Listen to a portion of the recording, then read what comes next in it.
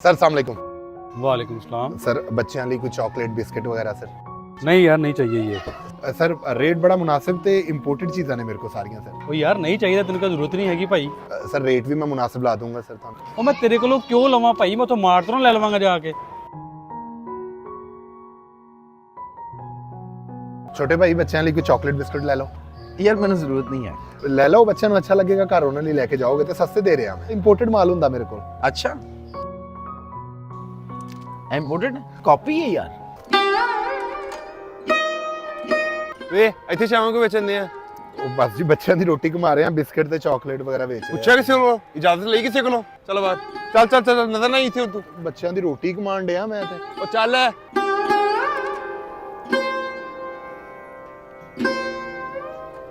ਉਹ ਬੇਟਾ ਉਹ ਗੱਲ ਸੁਣ।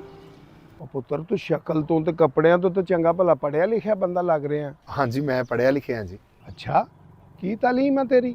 ਮੈਂ ਟੈਲੀਕਾਮ ਇੰਜੀਨੀਅਰ ਹਾਂ ਜੀ। ਉਹ ਤੇਰੀ ਇੰਨੀ ਤਾਲੀਮ ਆ ਤੇ ਫਿਰ ਕਿਤੇ ਅੱਛੀ ਜਗ੍ਹਾ ਤੇ ਨੌਕਰੀ ਕਰ ਪੁੱਤਰ। ਮੈਂ ਨੌਕਰੀ ਕਰਦਾ, ਮੈਂ ਟੈਲੀਕਾਮ ਫਰਮ 'ਚ ਨੌਕਰੀ ਕਰਦਾ ਤੇ ਮੇਰੀ 1.25 ਲੱਖ ਰੁਪਏ ਤਨਖਾਹ ਹੈ ਜੀ। ਕੋਈ ਇੰਨੀ ਅੱਛੀ ਤੇਰੀ ਤਨਖਾਹ ਹੈ ਤੇ ਫਿਰ ਇਹ ਛੋਟਾ ਜਿਹਾ ਕੰਮ ਕਿਉਂ ਕਰ ਰਹੇ ਆ? ਅੰਕਲ ਮੈਂ ਇਸ ਲਈ ਇਹ ਕੰਮ ਕਰ ਰਿਹਾ ਕਿਉਂਕਿ ਮੇਰੇ ਅੱਬੂ ਨੇ ਇਹੀ ਸਾਰੀਆਂ ਮਿਹਨਤਾਂ ਕਰਕੇ, ਇਹੀ ਮੁਸ਼ਕਲਾਂ ਕਰਕੇ ਮੈਨੂੰ ਪੜ੍ਹਾ ਕੇ ਤੇ ਇਸ ਮੁਕਾਮ ਤੱਕ ਪਹੁੰਚਾਇਆ ਹੈ।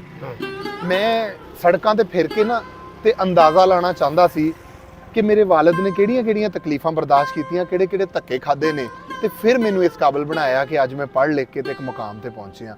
ਤੇ ਯਕੀਨ ਕਰੋ ਮੈਂ ਅੱਜ ਸਿਰਫ ਇੱਕ ਦਿਨ ਰੁਲਿਆ ਵਾਂ ਸੜਕਾਂ ਦੇ ਉੱਤੇ। ਮੈਨੂੰ ਅੰਦਾਜ਼ਾ ਹੋਇਆ ਕਿ ਕਿਸ ਤਰ੍ਹਾਂ ਲੋਕਾਂ ਦਾ ਇਨਕਾਰ ਸੁਣਨਾ ਪੈਂਦਾ ਹੈ। ਇਹ ਮਾਂ-ਬਾਪ ਲਈ ਤੇ ਬੜਾ ਮੁਸ਼ਕਲ ਹੈ ਜੀ ਬੱਚਿਆਂ ਦੀ ਪਰਵਰਿਸ਼ ਕਰਨਾ। ਇਹਦੇ ਵਿੱਚ ਪਰੇਸ਼ਾਨ ਹੋਣ ਵਾਲੀ ਕਿਹੜੀ ਗੱਲ ਹੈ? ਤੂੰ ਪੁੱਤਰ ਅੱਜ ਵੀ ਆਪਣੇ ਵਾਲਿਦ ਦੇ ਕੋਲ ਜਾ ਕੇ ਉਹਨਾਂ ਦੇ ਕੋਲੋਂ ਮਾਫੀ ਮੰਗ ਲੈ। ਲੇਕਿਨ ਮੈਂ ਮਾਫੀ ਕਿਹਦੇ ਕੋਲੋਂ ਮੰਗਾ? ਮੇਰੇ ਵਾਲਿਦ ਸਾਹਿਬ ਤੇ ਫੌਤ ਹੋ ਗਏ। ਉਹ ਫੇਰ ਕੀ ਹੋਇਆ ਪੁੱਤਰ? ਤੂੰ ਅੱਜ ਵੀ ਉਹਨਾਂ ਦੇ ਕੋਲ ਜਾ ਕੇ ਮਾਫੀ ਮੰਗ ਸਕਣਾ ਹੈ। ਤੇਰੇ ਵਾਲਿदैन ਤੇਰੇ ਆਸ-ਪਾਸ ਤੇਰੇ ਨਜ਼ਦੀਕ ਹੀ ਨੇ। ਵਾਲਿदैन ਕਦੀ ਵੀ ਆਪਣੀ ਔਲਾਦ ਨੂੰ ਇਕੱਲਿਆਂ ਨਹੀਂ ਛੱਡਦੇ। ਤੁਸੀਂ ਬਿਲਕੁਲ ਠੀਕ ਕਹਿ ਰਹੇ ਹੋ।